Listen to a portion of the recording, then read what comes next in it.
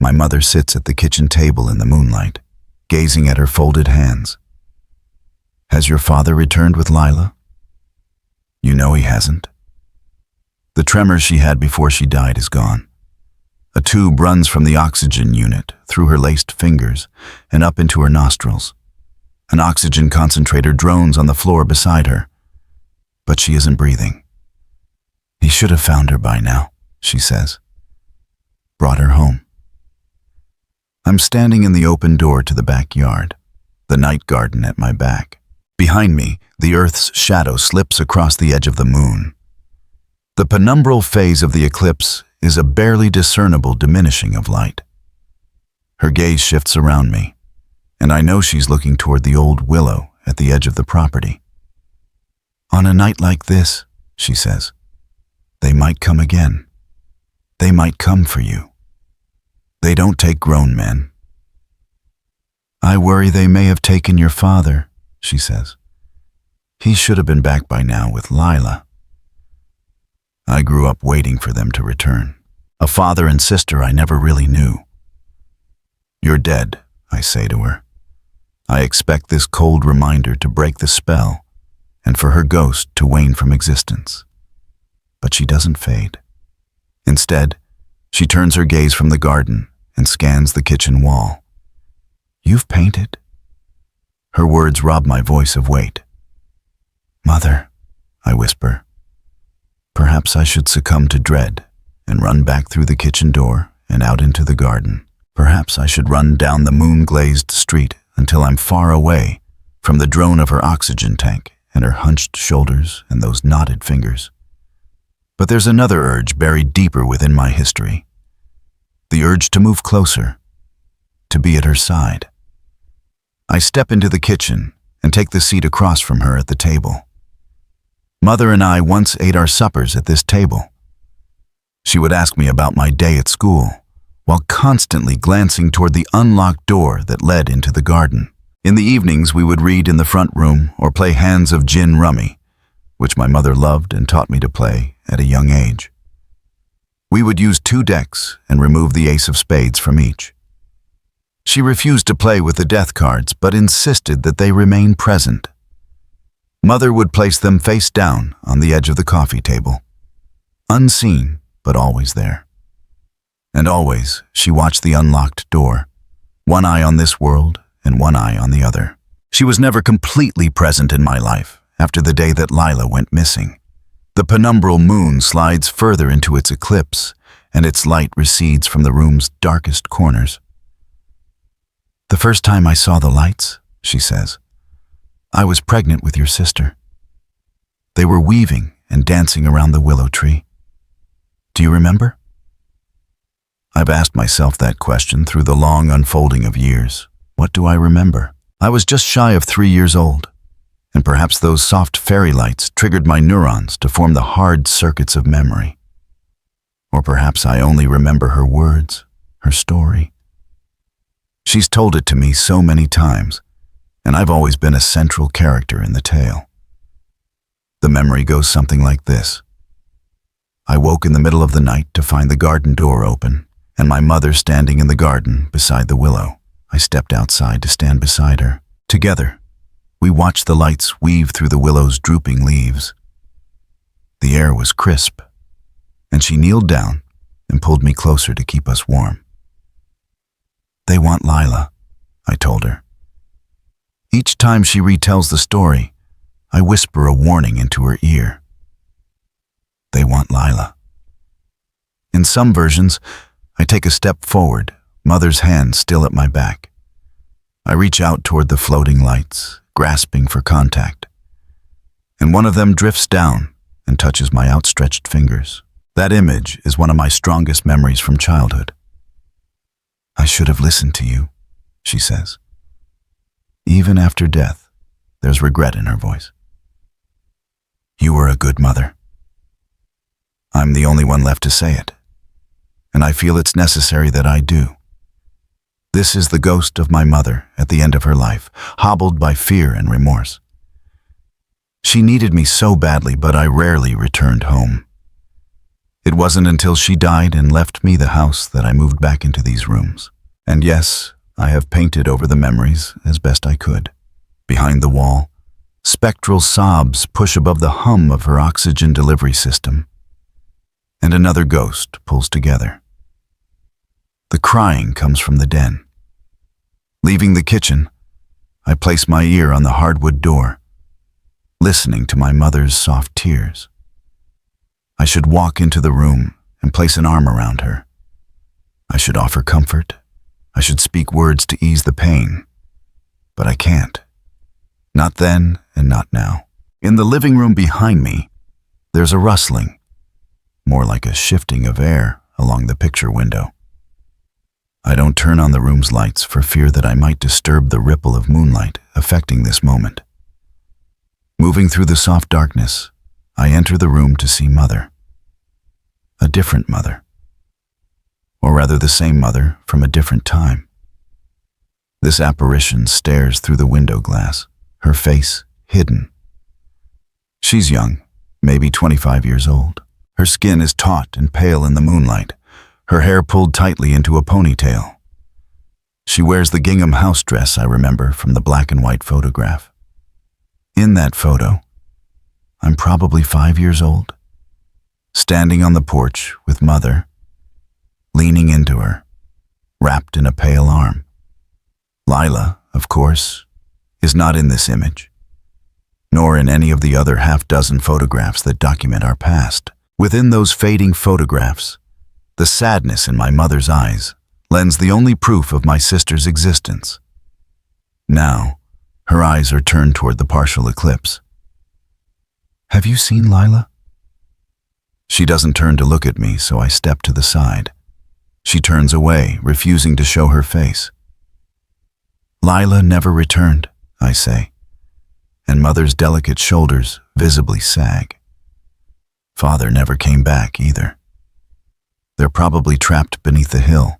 There are no hills around our home, but I've come to understand that my mother used the hill as a metaphor for that other realm. The land of the fairies that stole Lilah all those years ago. I carried two mental images of my little sister. In the first, she's packed tightly within the earth, unable to move her arms and legs through the weight of the soil, unable to scream through the dark loam that clogs her throat. In the second, she's in a large hall beneath the ground, seated at a table littered with marshmallows and chocolate and bottles of orange soda. I've always clung to that second image, but the first is the one I fear is true. "That night we lost her," says Mother. "I was asleep next to your father. You and Lilah were in the other bedroom. You lay tucked into your own bed, and your sister lay in the crib beside you. Your father slept like the dead, and nothing could wake him. But I've always drifted in and out of sleep easily. That night, lights flashed at the back of my eyelids, and I woke to a glow crossing the bedroom door and moving down the hallway. I could hear my heart beating. I got up to check on you, and the hallway was like the lonely corridor of a hospital at night, a world caught between the living and the dead. I pushed open the door to your room, and you were standing on your bed watching the light in your sister's crib. Do you remember? Do you remember how the light shone so brightly, filling the corners of the room? The moon shines through the window, silhouetting my mother's figure. The eclipse nears totality. Earth's shadow nudges across the lunar surface to block the moon's light, which is really the transformed light of the hidden sun. A reflection, a parody, an apparition of the truth. And still, behind the den's heavy wooden door, the sobbing continues with punctuations of sadness like a beacon into the night. "Come in," it says. "Come in and comfort your mother." A clank clamors from the back room. It's my mother's old bedroom where I now store memories of my childhood. Old clothing, uncomfortable heirloom furniture, a set of china too special for us to have ever eaten from. The china is neatly packed in boxes, useless to me. But like so many things, I can't bring myself to give it away. The floral pattern on the cups and plates supports small, winged creatures, dragonflies and bees. But I've always suspected that they are actually paintings of the fairies that ruined our lives. Perhaps this is the real reason we never ate off them. I enter my mother's old room to find her lying on the bed. The clank I'd heard was a toppled bottle of gin. What little alcohol she'd left in the bottom now seeps across the side table and drips onto the hardwood floor. My mother's ghost within this room has the face I remember from the year I made friends with Joey Hurtado. We met in the 6th grade and swapped comic books. I offered back issues of Monster Island, and he traded from his stack of War Dog. One day, he followed me home to look at my collection. When we got to the front gate, my mother was framed in the picture window, dancing in her underwear. Behind me, I heard Joey laugh. But then he caught himself and stifled his reaction. An unusually mature act of mercy. When I turned, he was blushing and stammering an excuse for having to get home. He was already half a block away before I felt the first tears spill out of me. Mother was drunk, of course, and didn't remember any of it by the next morning, and I never mentioned it to her. Joey never said anything to me either, but our trades and our conversations soon stopped, and I caught enough stares at school to know that other people had heard about his experience at my house. The shadow of that afternoon slid across my life, leaving me cold and distant and hidden. My mother's ghost lies spilled across the bed, her eyes glazed as if she's peering back into the world she just came from. "You're a good boy," she says. "Stronger than your father." Her ghost rolls into a fetal position and looks at me. But it's more like she's studying me, measuring and weighing me. I'm not. My voice fades and dies. My words are stillborn before I can express them. I want to tell her it wasn't fair. It was never fair that I should carry the weight of a sister I didn't know, that I should be made to share this profound sense of loss that seeped in from the night garden and dusted every aspect of our lives with its unshakable light. Mother's words are slurred and delivered in a hypodermic stream.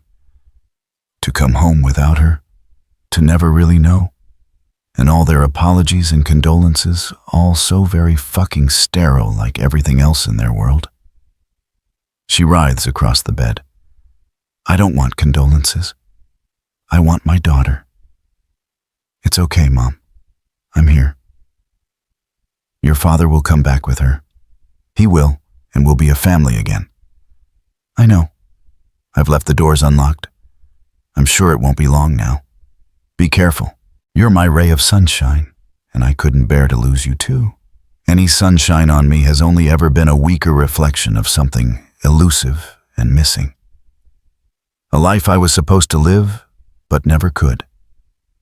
A life blocked by the specter of Lilah. My mother reaches for the phantom bottle, and I turn and slip from the room. The crying from the den is louder. I skirt past the closed door and walk into the kitchen, where the ghost of my mother still clings to the forced oxygen.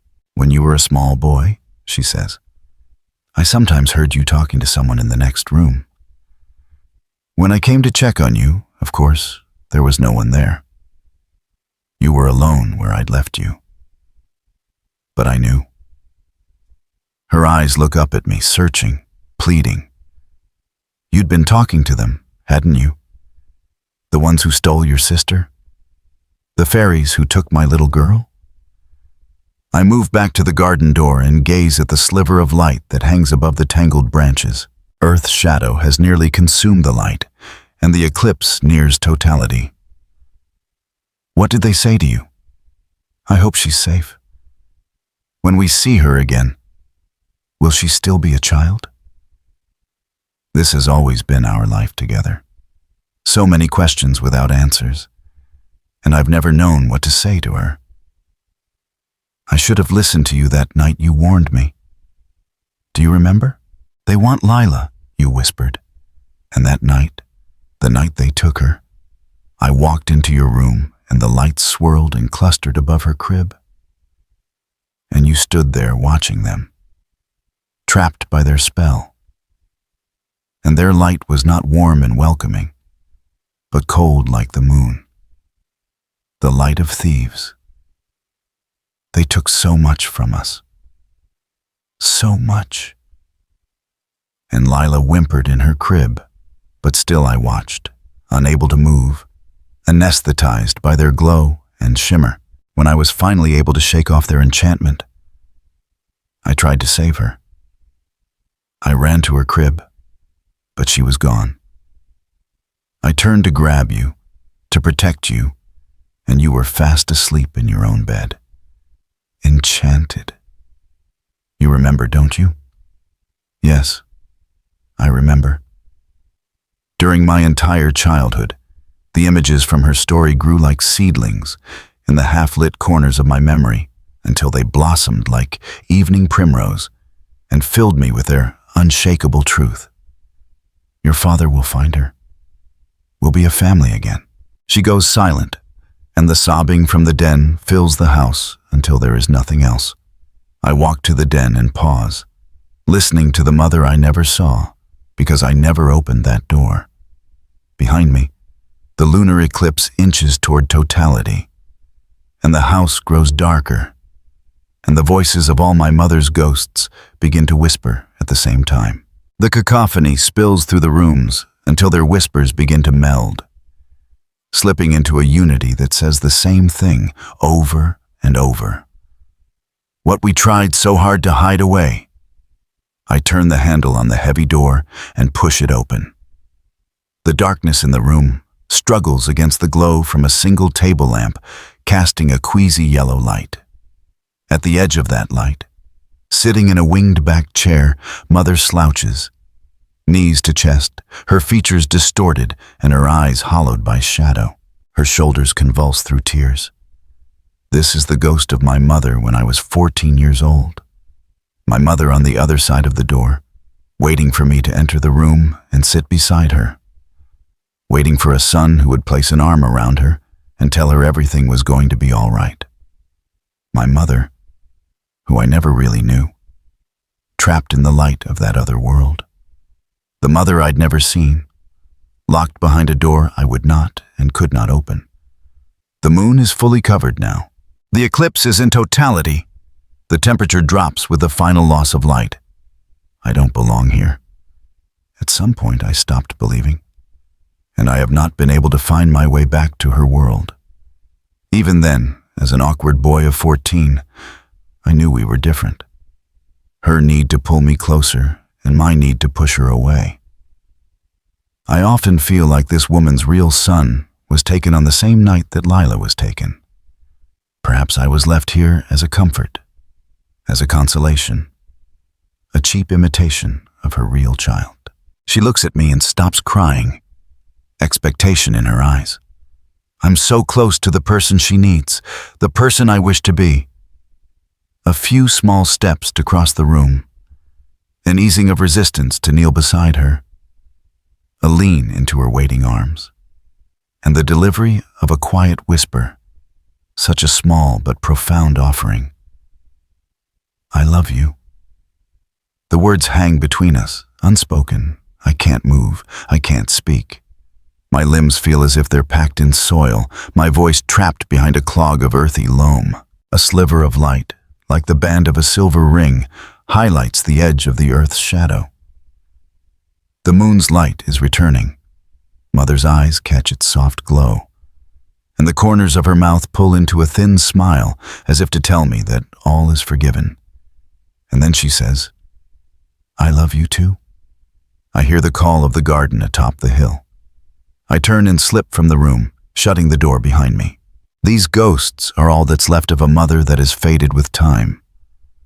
But tonight, she has returned to offer me absolution, to remind me that there was always a part of me that belonged to her world.